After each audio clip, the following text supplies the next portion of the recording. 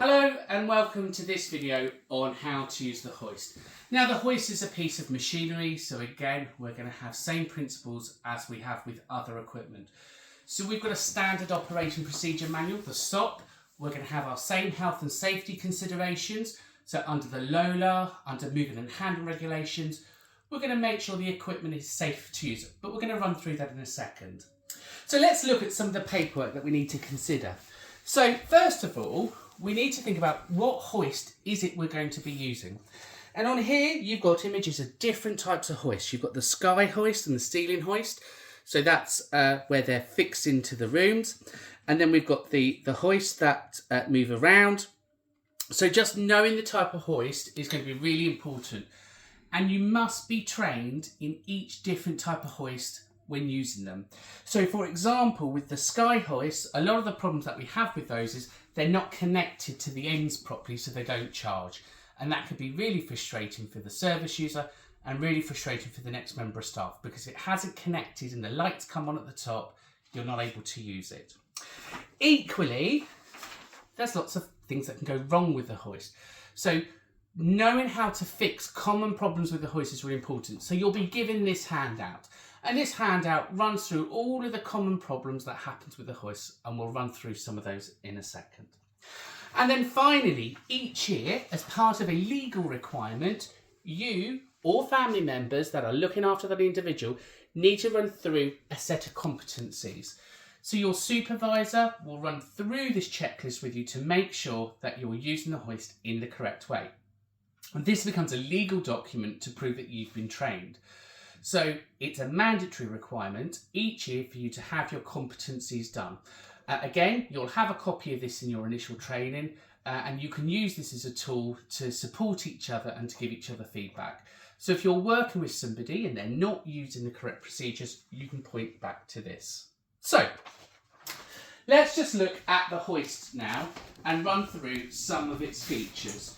So first of all, working at the top, you can see here you've got the weight.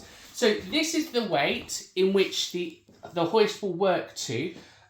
So again, you'll need to know the weight of your service user to make sure that it's safe to use this hoist. As we go through the top, you'll see here that there's a quick release bar.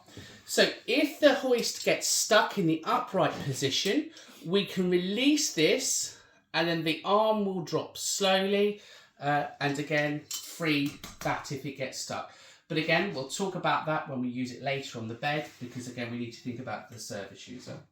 Equally, there's a quick release here where we can pull in an emergency. So it tells you what to do. If the arm gets stuck, we can pull that off and the arm will drop and then lower the service user back down. It's important to realise that the bars will look different on each hoist. So again, understanding the different hoists that you've got. So this is the Birdie, we've also got the Oxford hoist, and they normally have spikes that come out here and up here where we can put the hooks on. But here you can see that's where the slings go. So just knowing the different types of hoists and where you're going to put the slings.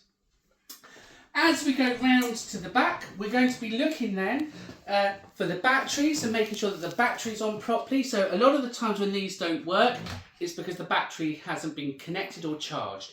So again, you lift them off from the back using the lever there, and you can see, and then they clip on, and once they're clipped on, they're okay. You've got your magnetic remote, which will allow it to go up and down, so that's not a difficult instruction. And again, if your service user can use it, that's really their toy to play with. Down at the back, if the hoist isn't working, you've got an emergency stop button. So if that's pushed in, you'll notice the hoist won't work. So if we use... So it's important to make sure that that's out. So you just give that a twist and you can see now that that will work. Sometimes the actual hoist gets stuck completely and it needs a complete reset. And down here you've got an emergency reset button. So again, you can press that in for a couple of seconds and that will then alter that. On here you can see it's got a charge level, so it can tell you how long it's been charged for. Furthermore, down at the bottom of your hoist, you've got stickers telling you the full weight, and you've got the service numbers. So again, if you're having to let the equipment store know that there's a problem, you've got your stickers on there that will have that.